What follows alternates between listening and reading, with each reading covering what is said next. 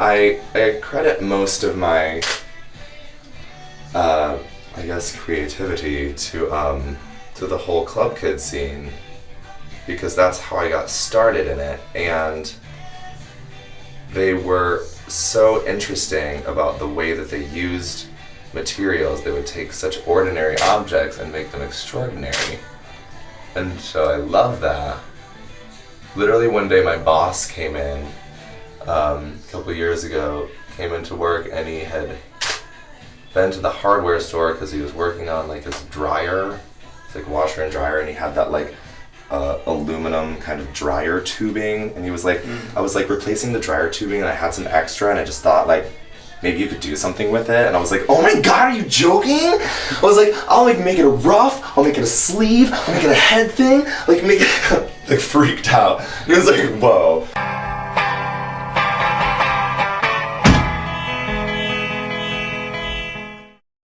Hey Queens, my name's Titania Steele, and welcome to Paul Brickman's Drag by Definition, an online art exhibition on eachone.com starting June 25th, featuring me and my fellow drag queens. I started out as a musical theater kid, went to school for musical theater, and moved up to New York, and I happened into the club kids scene.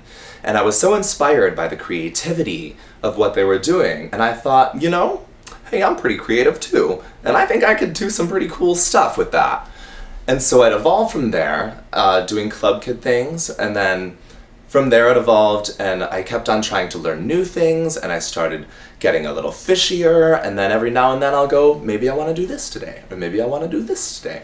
Maybe I want to be a monster of some sort. Maybe I want to be a zombie. Maybe I want to be glamazon. And that's what I think is so fun about it.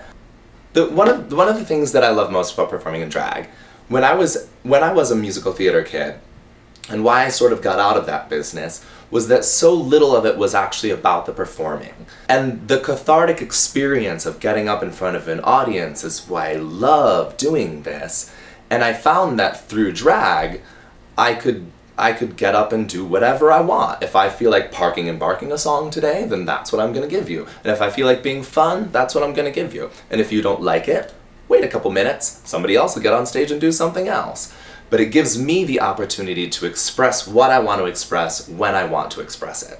When people are starting drag, I've had a lot of people who will approach me on Facebook or Instagram or whatnot and say, hey, I really want to do drag, will you paint me? And I say no. If you really want to invest yourself in this career, you have to do it yourself. You have to look into this journey for yourself, because there's something so magical. It's actually one of my favorite parts about it. It's meditative.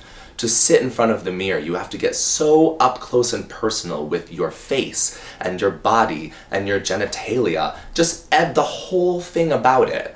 You have to be so in tune with who you are, and you have to know your face to be able to reshape it into something else.